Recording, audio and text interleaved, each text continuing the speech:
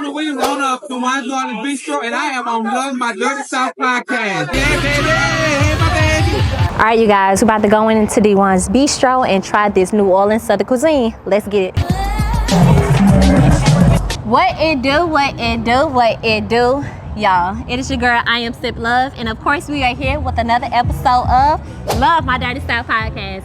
You guys, I am beaming with excited and of course ready to eat, but I have the owner of D1's Bistro with me right here today. Please go ahead and tell him your name and where you from. My name is Donald Williams, owner of D1's New Orleans Bistro, and I am from New Orleans, Louisiana, out of the 17th, Holly Grove, Carrollton area. That's right. Shout out to Stay, okay, period. Yeah, 17th, born, bred, raised. Okay, and if you guys do not know, we are celebrating Mardi Gras, right? Yes. Okay, but we're in Atlanta, so how does it feel to be celebrating Mardi Gras in Atlanta versus back at home? Let's start there. It's amazing because I've never knew that like so many people outside of New Orleans, like most people travel there, so especially having a New Orleans restaurant and to have so many people to come to support, it is an amazing feeling. I do love my culture, I do love to go back home to celebrate, but to be in another state, another city to celebrate with folks and to celebrate what I have at home, and it's just like feel like I'm right there with my folks, but I'm just making money, but I'm right there with them and I'm having a blast. Okay, now before we go any further, y'all already know what I'm about to ask them, okay? So on this platform, we gotta classify the 4 states that you think is considered down south. So I'll go first. Y'all already know it's Mississippi, Alabama, Louisiana, and Georgia for me. So what states would you say would be considered the deep south? Louisiana first. I'm not gonna name New Orleans like some people forget it's a city. Yeah. You have to say Mississippi. Oh, excuse me. You also have to say Alabama. Now, I never considered Georgia down south. I'm gonna have to say that. I'm sorry, I can't do it. I'm gonna have to say Texas. Okay. That is there. That's always like people in my culture, especially when I first was growing up many moons, decades ago, we would always travel to the west, to Texas to celebrate and party.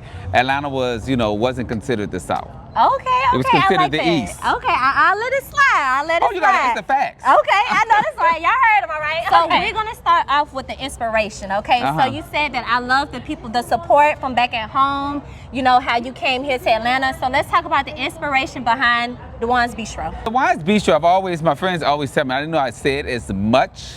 But it was, I would always say that I wanted to open a restaurant, and my friends tell me like, you used to always say this, but it never resonated with me that I used to say this.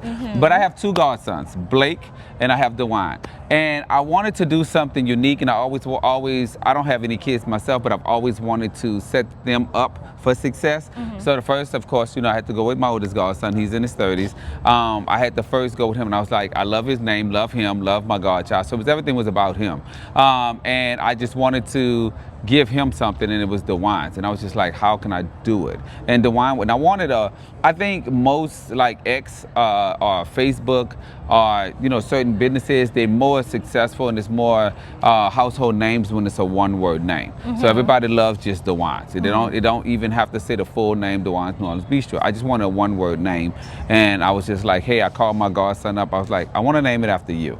He was like, okay, G. He called me G, one word for Godfather. And he was like, go right ahead and do it. So, and it motivated me more and inspired me more to try to be successful, because success isn't guaranteed. So I wanted more because his namesake is attached to it. And that is my everything. So I was like, I had to work hard. So his inspiration is my oldest godson. Now let's talk about how long the restaurant has been in business.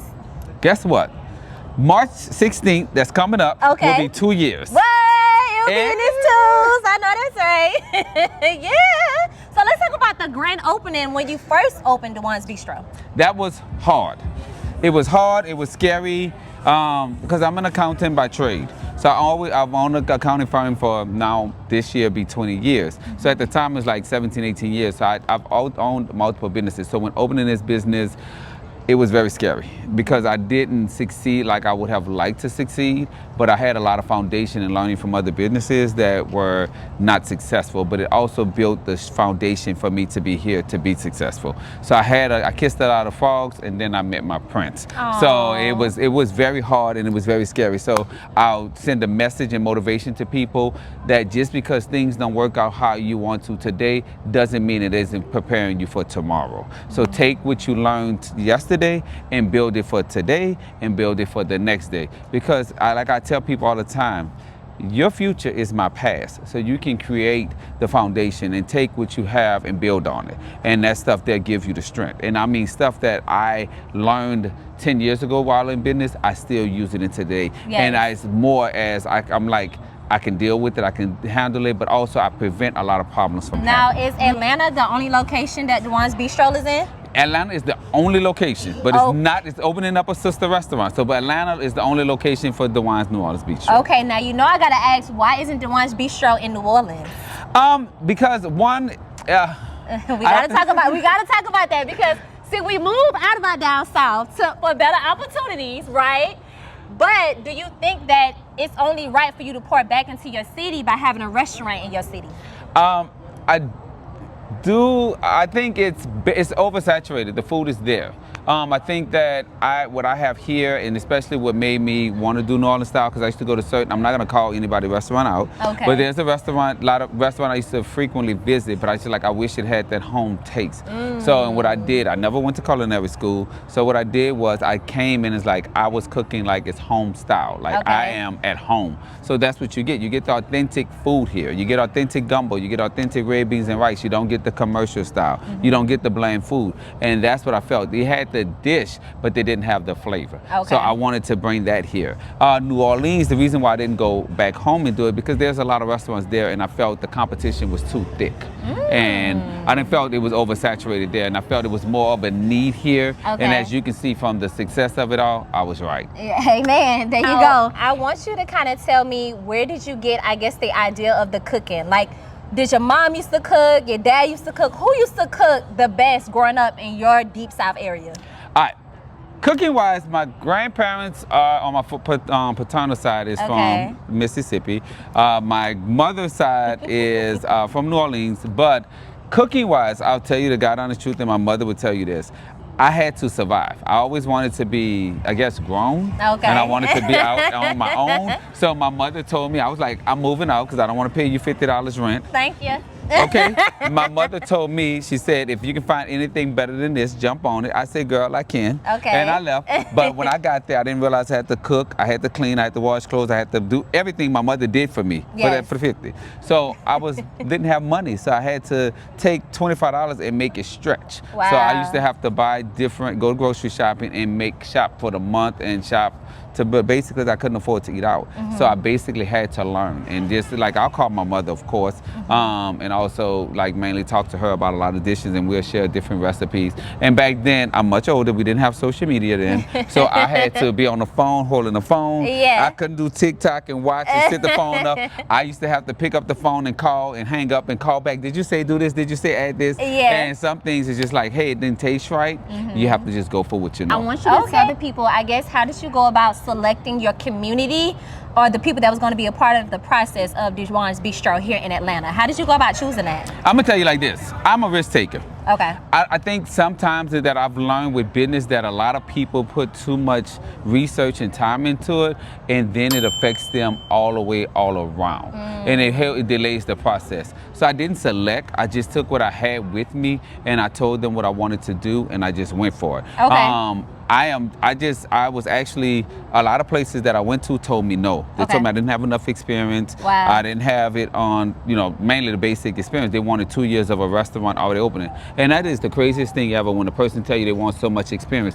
You have to start somewhere to get the experience somewhere. So this opportunity, this facility gave me the opportunity, and I jumped on it. And I'm grateful for the opportunity. I was scared, I was nervous. I actually signed the lease in October.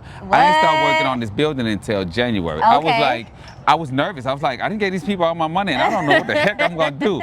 But Yeah. yes, I'm a risk taker. So it was just like I have staff, like I told you, I own an accounting firm, and I called actually his name is Thomas. He's my CMO, Chief Marketing Officer, and I told him, I said, this is what I'm doing. And Sam Bredenbeck, he was the COO, Chief Operating Officer. Okay. And I put them on the phone. I said, guys, get on the phone. I said, this is what I want to do. And it was like, okay, Donna, you're doing something else. You already have us working on 10 other things. I was like, okay, but I just need y'all to support me with this. Yes. And for that, Sam and Thomas really supported me. Like, they really did. And I'm here today because of Sam and Thomas. Now, y'all already know that we're going to get some good footage of going on in there. And y'all know, I'm going to tell y'all how that food tastes. So, you ready? I've been ready. Oh, I know that's right. I was born ready. I'm ready to battle.